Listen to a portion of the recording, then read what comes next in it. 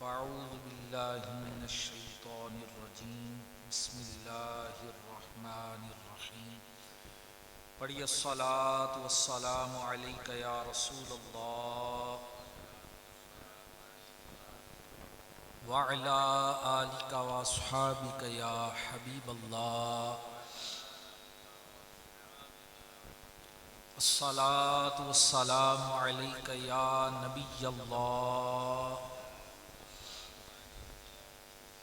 وعلی آلک واصحابک یا نور اللہ۔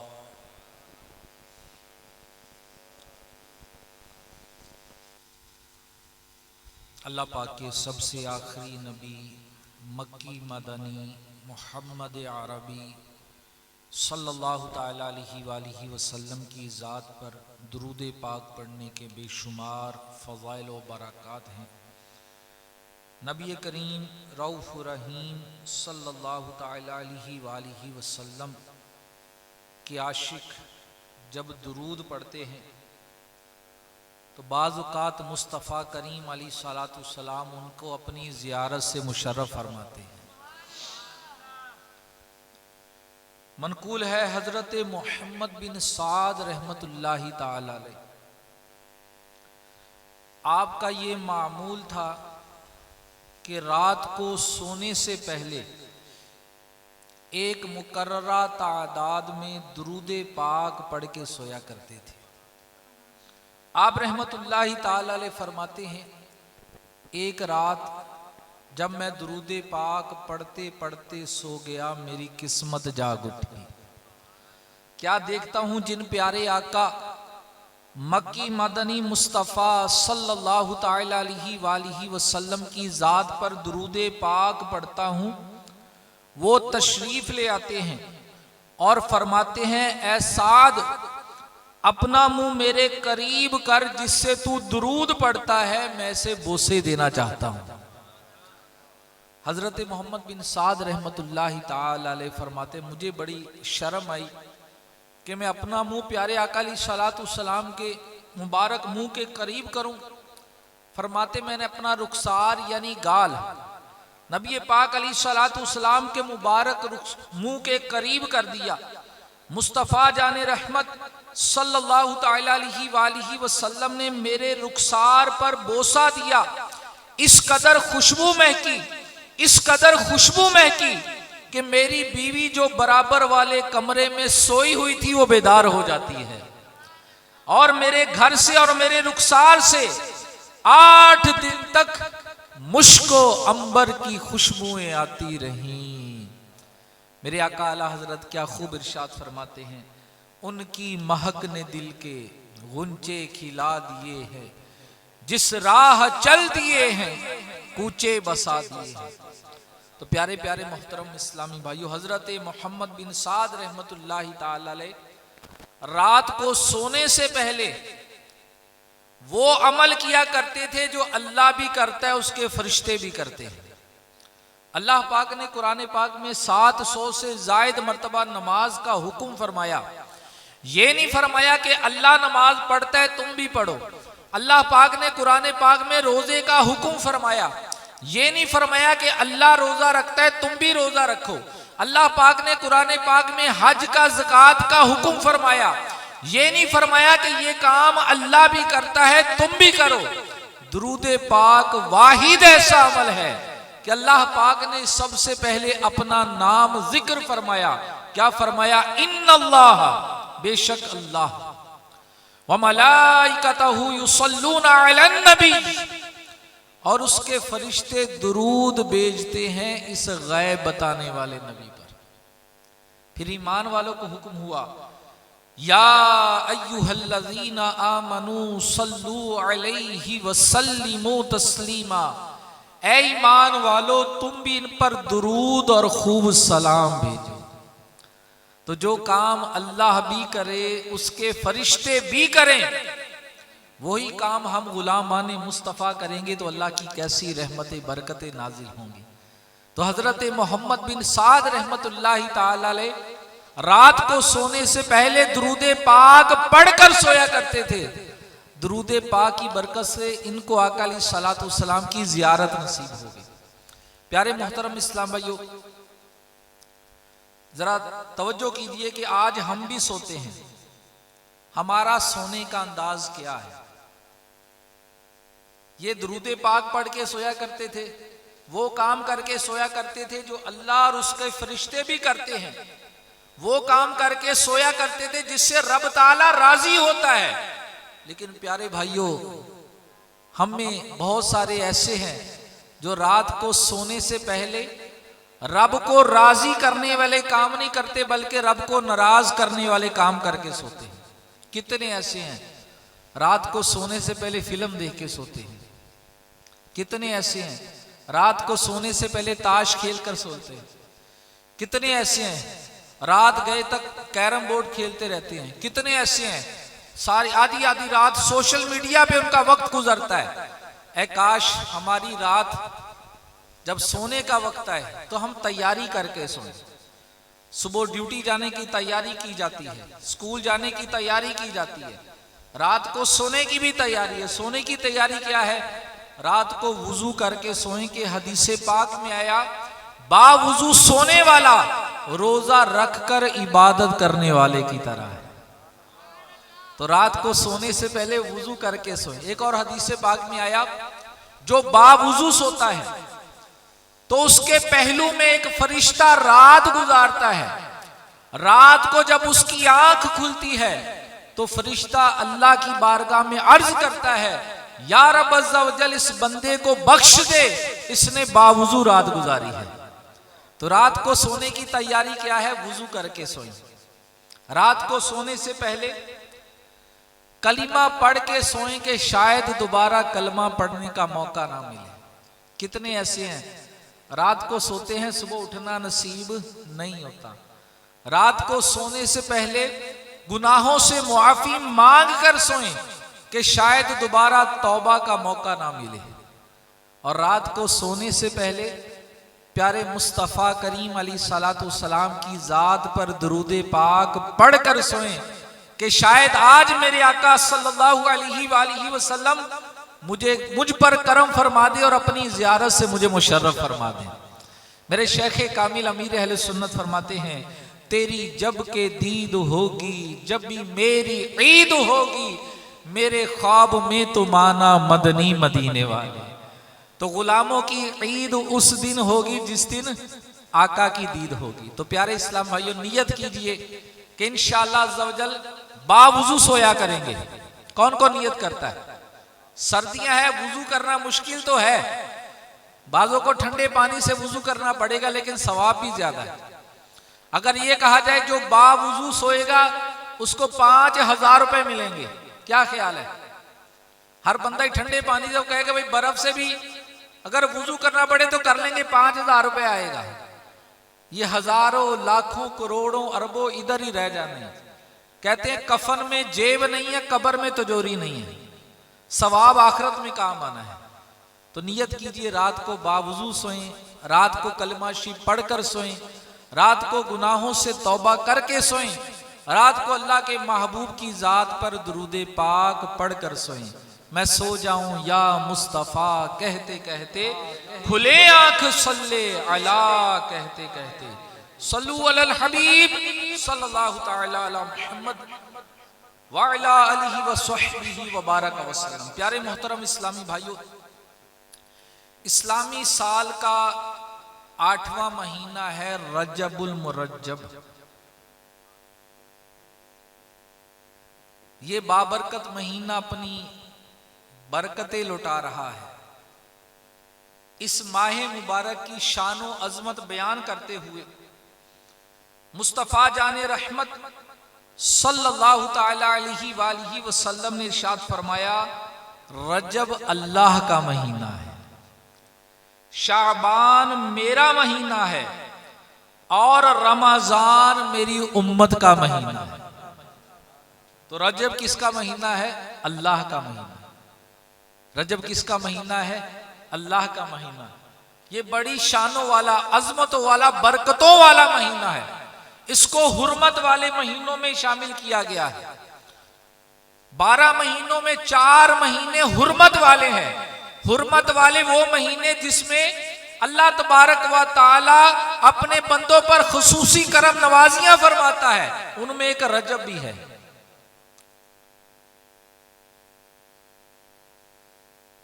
تو پیارے اسلامی بھائیوں، اس مہینے کو کس طرح گزارنا ہے، اس کے بارے میں کچھ سننے کی سعادت حاصل کریں گے. اللہ کا شکر ادا کریں، اللہ نے یہ مہینہ ہمارے نصیب میں کر دیا، ورنہ پچھلے سال بہت سارے تھے ابھی ہمارے درمیان موجود نہیں ہیں.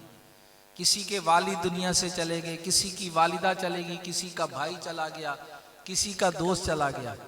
آئندہ سال ہو سکتا ہے ماہ رجب تو آئے گا، میں ہوں گا یا نہیں ہوں گا کسی کو نہیں پتا. تو اس ماہ مبارک کو کس طرح گزارنا چاہیے، آئیے سنتے ہیں.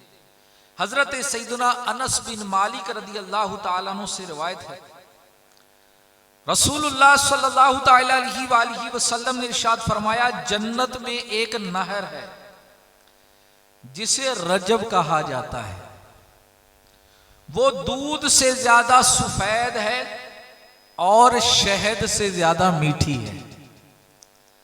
تو جو کوئی رجب کا ایک روزہ رکھے، اللہ تبارک و تعالی اسے اس نہر سے پلائے گا. تو جنتی نہر سے اگر سیراب ہونا چاہتے تو کیا ہے، روزہ رکھنا ہے. ایک اور حدیث پاک سنیے، حضرت انس رضی اللہ تعالیٰ عنہ سے روایت ہے، رسول اللہ صلی اللہ تعالیٰ علیہ وآلہ وسلم نے فرمایا، جس نے رجب کا ایک روزہ رکھا تو وہ 1 سال کے روزوں کے برابر ہے، اور جس نے 7 روزے رکھے اس پر جہنم کے 7 دروازے بند کر دیے جاتے ہیں، اور جس نے 8 روزے رکھے اس کے لیے جنت کے 8 دروازے کھول دیے جاتے ہیں، اور جس نے 10 روزے رکھے وہ اللہ پاک سے جو کچھ مانگے گا اللہ پاک اسے عطا فرمائے گا، اور جس نے 15 روزے رکھے تو آسمان سے ایک اعلان کرنے والا اعلان کرتا ہے، اے بندے تیرے پچھلے گناہ بخش دیے گئے اور تیری برائیاں نیکیوں میں بدل دی گئیں، اور جو اس سے بھی زیادہ روزے رکھے گا اللہ پاک اسے اور زیادہ عطا فرمائے گا. تو اس ماہ مبارک میں کیا کرنا ہے، ہم نے روزے رکھنے ہیں. آج کل سردیوں کا موسم ہے، روزہ رکھنا آسان ہے، روزہ رکھنا آسان ہے. سردیوں میں کوئی بھوک پیاس کی شدت اتنی تنگ نہیں کرتی، آسانی سے دن چھوٹے ہیں، دن گزر جاتا ہے آسانی سے. تو اللہ توفیق دے. آپ بھی یار ابھی ہم نے ایک روزہ رکھنے کی فضیلت سنی کہ ایک روزہ 1 سال کے روزوں کے برابر ہے.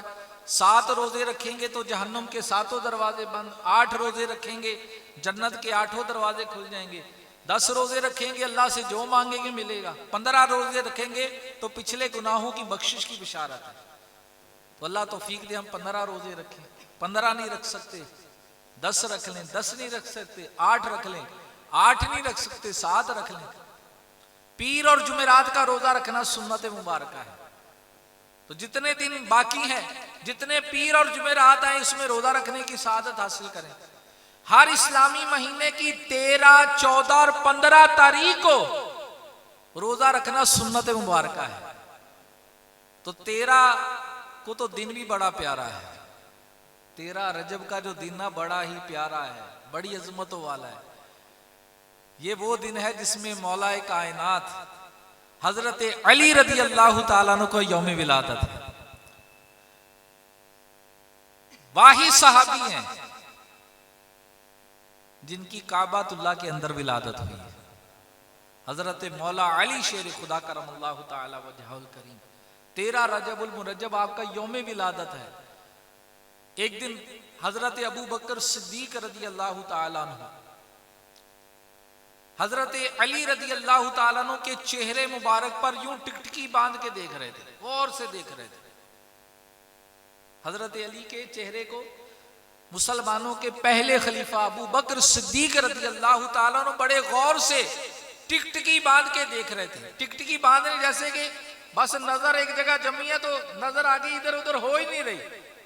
ٹکٹکی باندھ کے حضرت ابو بکر صدیق رضی اللہ تعالیٰ عنہ مولا علی شیر خدا کرم اللہ تعالی وجہہ الکریم کے چہرے مبارک کو دیکھ رہے تھے، تو حضرت علی رضی اللہ تعالیٰ عنہ عرض کرنے لگے، اے ابو بکر آج خیریت ہے؟ میرے چہرے پر بڑے غور سے دیکھ رہے ہیں، ٹکٹکی باندھ کے دیکھ رہے ہیں۔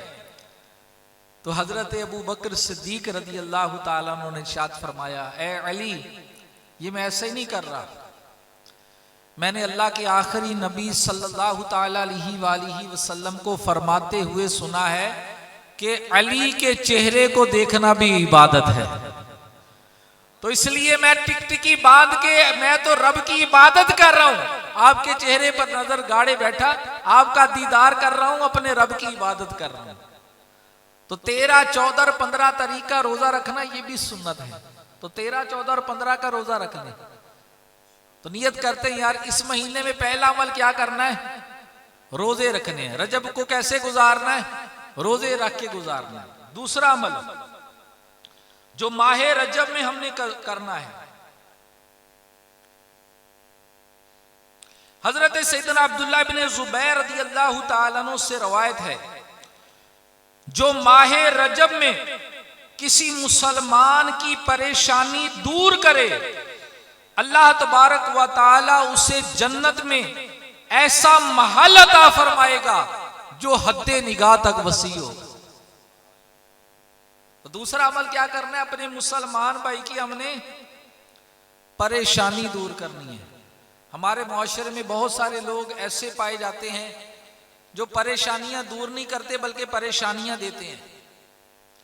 یاد رکھیے کسی کو پریشان کر کے اگر کہے نا میں خوشحال ہو جاؤں گا، یہ اس کی خام خیالی ہے۔ کسی کو ٹینشن دے کے کوئی پرسکون نہیں رہ سکتا۔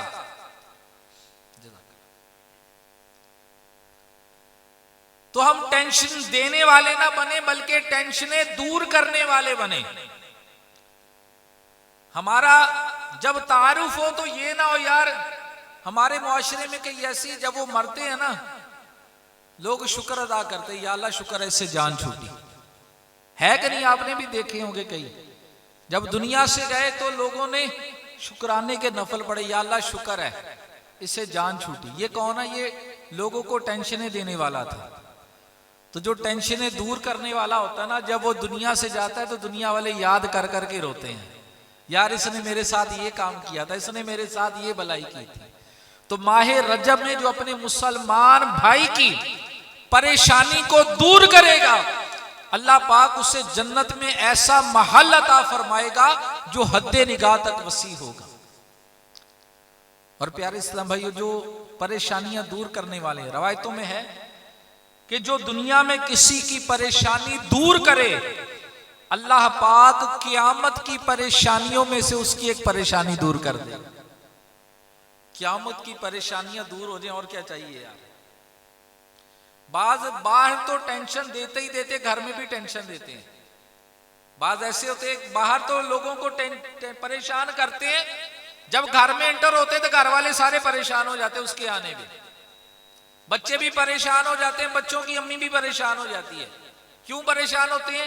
کبھی کوئی بات ایسی کہہ دی جو اس کے مزاج کے خلاف ہوئی، اس نے گالیاں نکالنی شروع کر دینی، اس نے مارنا پیٹنا شروع کر دینا ہے۔ بچے بھی سہم جاتے ہیں، بچوں کی امی بھی سہم جاتی ہیں۔ نہیں پیارے اسلامی بھائیو، ایسا نہیں ہونا چاہیے۔ جب ہم گھر میں جائیں نا، کاش ایسا ہو کہ گھر والے مسکرا کر ہمارا استقبال کریں۔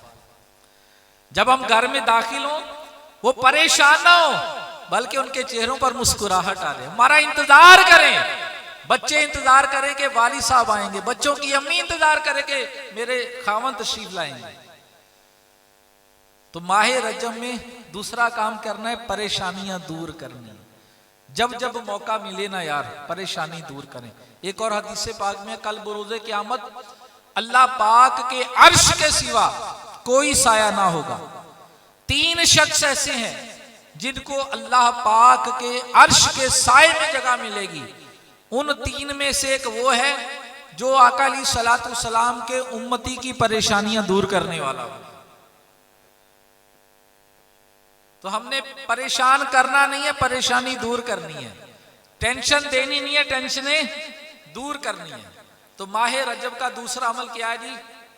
مسلمان بھائیوں کی پریشانی دور کرے۔ کتنے ہمیں واقعات روزانہ میں موقع ملتے ہیں، مثلا کوئی رستہ بھولا ہے، پریشان ہے، اس کو رستہ بتا دیں، آپ نے اس کی پریشانی دور کی۔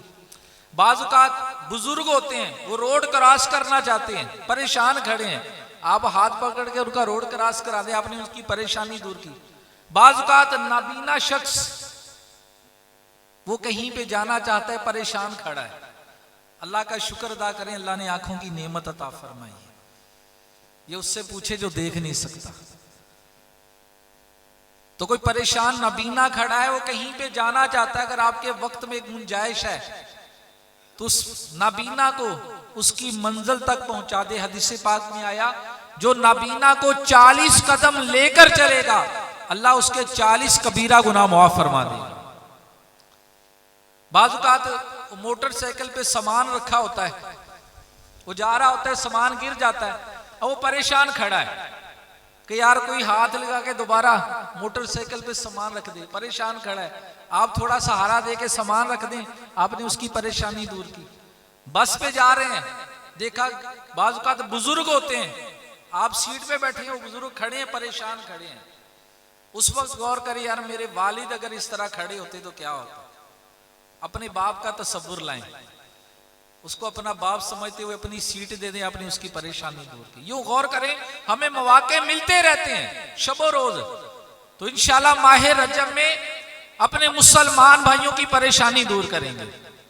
تیسرا عمل جو ماہ رجب میں کرنا ہے، حدیث پاک میں ہے کہ رجب المرجب میں استغفار کی کثرت کرو، کیونکہ اس کے ہر لمحے میں اللہ پاک کئی افراد کو نار دوزخ سے رہائی عطا فرماتا ہے۔ تو اس ماہ مبارک میں تیسرا عمل کیا کرنا ہے؟ استغفر اللہ، استغفر اللہ، استغفر اللہ، یہ کثرت کرنی ہے۔ یہ وہ بابرکت مہینہ ہے کہ ہر لمحے اللہ پاک کئی افراد کو نار دوزخ سے رہائی عطا کرتا ہے۔ یہ دوزخ سے رہائی کا مہینہ ہے، یہ توبہ کا مہینہ ہے۔ گناہ ہو گیا، اللہ کی بارگاہ میں توبہ کریں، یا اللہ معاف کر دے، گناہ ہو گیا۔ دنیا کی عدالت کا یہ دستور ہے، اگر مجرم اپنے جرم کا اقرار کر لے اس کو سزا ملتی ہے، ایسے ہی ہے نا؟ مجرم کہہ لے میں نے چوری کی ہے، اس کو جیل ڈال دیا جاتا ہے۔ مجرم کہہ لے میں نے قتل کیا ہے، بعض اوقات پھانسی لگ جاتی ہے۔ مجرم کہہ دے کہ میں نے اس کا حق مارا ہے، اس کو سزا مل جاتی ہے۔ دنیا کی عدالت کا یہ دستور ہے کہ مجرم جرم کا اقرار کر لے اس کو سزا ملتی ہے، لیکن رب کی عدالت کا دستور ہی نرالا ہے۔ اگر مجرم اپنے جرم کا اقرار کر لے اور اپنے کیے پر شرمسار ہو جائے، اے باری تعالیٰ میں تیری نافرمانی کر بیٹھا، مجھے معاف کر دے، اے باری تعالیٰ میں گناہ کر بیٹھا، مجھے معاف کر دے، تو رب کی عدالت کا دستور ہے کہ اللہ تبارک و تعالیٰ اس بندے کی خطا کو معاف بھی کر دیتا ہے اور بعض اوقات اس کے گناہ کو نیکیوں میں بدل دیتا ہے۔ تو توبہ کا یہ مہینہ ہے، توبہ کی قبولیت کا مہینہ ہے۔ جب بندہ کوئی گناہ کر کے اللہ کی بارگاہ میں توبہ کرتا ہے، جب کہتا ہے پاک پروردگار میں تیری نافرمانی کر بیٹھا، مجھے معاف کر دے، تو اللہ تبارک و تعالیٰ فرشتوں سے فرماتا ہے اے میرے فرشتوں، میرا بندہ جانتا ہے کہ اس کا رب بڑا کریم ہے، اے میرے فرشتوں میرا بندہ جانتا ہے کہ اس کا رب ہی خطاؤں کو معاف کرنے والا ہے، گواہ ہو جو میں نے اپنے بندے کی ساری خطاؤں کو معاف کر دیا۔ تو ماہ رجب میں توبہ کی کثرت کرنی ہے، گناہ ہو گیا توبہ کر لیں، گناہ ہو گیا توبہ کر لیں۔ حدیث پاک میں ہے گناہوں سے توبہ کرنے والا ایسا ہے جیسے اس نے گناہ کیا ہی نہیں۔ تیسرا عمل ہے، چوتھا عمل پیارے اسلام بھائیو، ماہ رجب المرجب یہ دعاؤں کی قبولیت کا مہینہ ہے۔ اس ماہ مبارک میں کثرت سے دعا کرنی چاہیے کہ اس ماہ مبارک میں جو دعا کرتا ہے تو اللہ تبارک و تعالی اس کی دعا کو قبول فرما لیتا ہے۔ یہ دعاؤں کی قبولیت کا مہینہ ہے۔ آج غور کریں، کسی کی ماں بیمار ہے، کسی کا بھائی بیمار ہے، کوئی بے روزگار ہے، کوئی تنگ دست ہے، کوئی قرضے کے بوجھ تلے دبا ہوا ہے، کسی کی اولاد نافرمان ہے، کوئی بے اولادی کی وجہ سے پریشان ہے، آؤ نا اپنے رب کی بارگاہ میں، جہاں سے مانگنے والا خالی نہیں جاتا، بعض اوقات دیر ہو جاتی ہے، لیکن میرے رب کی بارگاہ ایسی ہے کہ جو مانگنے آتا ہے وہ خالی نہیں جاتا، اللہ تبارک و تعالیٰ اس کو عطا فرماتا ہے۔ تو یہ دعاؤں کی قبولیت کا مہینہ، اپنے رب کی بارگاہ میں اپنے مسائل کے لیے دعا کرے نا یار۔ رات کو جب لوگ سو رہے ہوں، وضو کر کے دل میں ہو یاد تیری گوشائے تنہائی ہو، لوگ سو رہے ہیں، اپنے رب سے تعلق مضبوط کر لیں، اپنے رب کی بارگاہ میں اپنی التجائیں پیش کریں، اپنی پریشانیاں پیش کریں۔ یا رب، قرض نے میری پریشان کر رکھا ہے، قرض خواہ مجھے تنگ کر رہا ہے، اللہ تو اسباب پیدا کر دے۔ رب سے تعلق مضبوط کریں۔ ایک ہی تو آسرا ہے گناہ گار کے لیے، رب کا آسرا ایسا ہے کہ جہاں سارے آسرے ختم ہو جاتے ہیں۔ اپنے رب سے تعلق مضبوط کریں۔ دعاؤں کی قبولیت کا مہینہ، بعض اوقات دعا قبول ہونے میں دیر ہو جاتی ہے، بندہ جلد بازی کا شکار ہوتا ہے، یار میری دعا قبول نہیں ہو رہی، تو اللہ کو پتا ہے یہ جو ہم مانگ رہے ہیں ہمارے حق میں بہتر ہے کہ نہیں، یہ اللہ کو پتا ہے۔ آپ نے دیکھا ہوگا انگارہ کوئلہ اگر پڑا ہو، ہمیں تو پتا نا کہ یہ کوئلہ جلا دے گا، لیکن چھوٹے بچے کو نہیں پتا ہوگا، وہ کوئلے کی طرف وہ چمک رہا ہوتا ہے، ہاتھ بڑھائے گا، ہم اس کا نقصان جانتے ہیں، وہ بچہ نقصان نہیں جانتا۔ تو پیارے اسلام میں جو ہم مانگ رہے ہیں نا، تو میرا رب جانتا ہے کہ اس کے حق میں بہتر ہے کہ نہیں ہے۔ اگر ہمارے حق میں بہتر ہو تو ہمیں مل جائے، ہو سکتا ہے اس کا بعد میں ملنا ہمارے لیے بہتر ہو۔ تو اللہ کی بارگاہ میں کثرت سے دعا کیا کریں، یہ دعاؤں کی قبولیت کا مہینہ ہے۔ 4 کام ہم نے سنے۔ نمبر 1 کیا کرنا ہے جی؟ روزے رکھنے۔ کیا کرنے؟ روزے رکھنے۔ نمبر 2 کیا کرنا ہے؟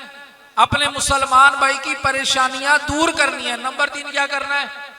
استغفار، توبہ استغفار کرنی ہے، اپنے گناہوں سے توبہ کرنی ہے۔ نمبر 4 کیا کرنا ہے؟ کثرت سے دعا مانگنی ہے۔ آئیے ایک ہاتھوں ہاتھ دعا مانگ لیتے ہیں۔ جب رجب کا مہینہ آتا تو اللہ کے محبوب علیہ السلام یہ دعا مانگا کرتے تھے، اللہم بارک لنا فی رجب و شعبان و بلغنا رمضان۔ یہ دعا رجب کے مہینے میں مانگنا پڑھنا یہ سنت مبارکہ ہے۔ آئیے مل کر پڑھ لیتے ہیں، اللہم بارک لنا فی رجب و شعبان و بلغنا رمضان۔ تو یہ دعا پڑھنا یہ سنت مبارکہ ہے۔ اور آخر میں پیارے اسلام بھائیو، ایک سپیشل تحفہ آپ کو دینا چاہتا ہوں۔ سردی میں بیٹھے ہوئے ہیں، سردی میں بیٹھے ہوئے، ہوا بھی ابھی تیز چل رہی ہے۔ اللہ تبارک و تعالیٰ اس سردی کی اس محفل پاک میں جو سردی پڑ رہی ہے، اللہ تبارک و تعالیٰ اس محفل کی برکت سے آخرت کی سردی سے بچائے۔ جس طرح آخرت میں جہنم میں آگ کا عذاب ہے نا، اسی طرح جہنم میں ٹھنڈک کا عذاب بھی ہے۔ حدیث پاک میں ہے کہ جس دن سردی زیادہ ہونا، بندہ کہتا ہے لا الہ الا اللہ، آج بہت سردی ہے، یا اللہ مجھے جہنم کی زمہریر سے محفوظ فرما۔ تو اللہ تبارک و تعالیٰ فرشتوں سے فرماتا ہے، فرشتوں گواہ ہو جاؤ میں نے اپنے بندے کو زمہریر سے نجات عطا فرمائی۔ صحابہ کرام نے عرض کی، یا رسول اللہ صلی اللہ علیہ وسلم یہ زمہریر کیا ہے؟ فرمایا جہنم میں ٹھنڈک کا عذاب ہے۔ تو سردی کا عذاب بھی ہے۔ تو ایک تحفہ آخر میں آپ کی طرف بڑھاتا ہوں پیارے اسلام بھائی، وہ تحفہ کہاں سے آیا ہے؟ آسمانوں سے آیا ہے۔ معراج کی رات اللہ پاک نے اپنے محبوب کو وہ تحفہ دے کر ہمارے لیے بھیجا ہے۔ لانے والے کون ہیں؟ نبیوں کے سردار ہیں۔ تحفہ کیا ہے؟ نماز کا تحفہ۔ معراج کی رات اللہ پاک نے اپنے محبوب علیہ السلام کے ذریعے ہم گناہ گاروں کے لیے نماز کا تحفہ بھیجا۔ آج غور کیجئے اس تحفے کی کتنی قدر ہے۔ آج دوست باہر سے ہمیں گھڑی بھیجتے نا تو دکھاتے پھرتے، یار میرے دوست نے باہر سے مجھے گھڑی بھیجی ہے۔ دوست موبائل بھیج دے تو اس کو سنبھال کے رکھتے ہیں، ایک دوسرے کو بتاتے ہیں یار میرے دوست نے باہر سے مجھے موبائل بھیجا ہے. غور کیا ہے کہ ایک دوست نے تحفہ بھیجا ہے, اس کی قیمت کیا ہے؟ کچھ بھی نہیں ہے. اور ایک رب نے تحفہ بھیجا ہے. آج اس تحفے کی کتنی قدر ہے پیارے اسلامی بھائیوں, غور کیجئے. آج مؤذن اذان میں کہتا ہے حی علی الصلاۃ, آؤ نماز کی طرف, حی علی الفلاح, آؤ کامیابی کی طرف. آپ کو وزیر اعظم کی طرف سے دعوت آئے, بھئی فلاں دن آپ کی وزیر اعظم کے ساتھ آپ کا کھانا ہے, کیا خیال ہے؟ نیا سوٹ سلوائیں گے؟ یار وزیر اعظم کے پاس جانا ہے. نیا جوتا لیں گے, خوشبو لگائیں گے, نہائیں گے, کیا کچھ نہیں کریں گے. یار وزیر اعظم نے بلایا ہے, اس کے پاس جانا ہے, وزیر اعظم کے گھر میں جانا ہے, اس کے ساتھ کھانا ہے. تو یہ تو پیارے اسلامی بھائیوں دنیا کا بادشاہ ہے. تو اذان میں تو حقیقی بادشاہ کے گھر سے بلاوا آتا ہے. اذان میں حقیقی بادشاہ کے گھر سے بلاوا آتا ہے, حی علی الصلاۃ, اور نماز کی طرف, حی علی الفلاح, آؤ کامیابی کی طرف. ہم نے کامیابی کس کو سمجھا؟ ہمارے نزدیک کامیابی کا معیار یہ ہے کہ جس کے پاس بینک بیلنس بہت ہے نا, وہ بڑا کامیاب ہے. بہت سے لوگ ان کے نزدیک کامیابی کا معیار یہ ہے کہ جس